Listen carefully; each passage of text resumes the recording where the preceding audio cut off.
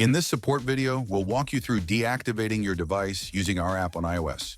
To get started, open the app and tap on Resources at the bottom right. Then head to Manage Devices and select Deactivate. A confirmation message will pop up. Just confirm that you'd like to proceed with deactivation. And that's it. Your device will be deactivated and removed from your account by the end of the current billing cycle. Thanks for watching, and remember, you can explore more of our support videos if you need additional help.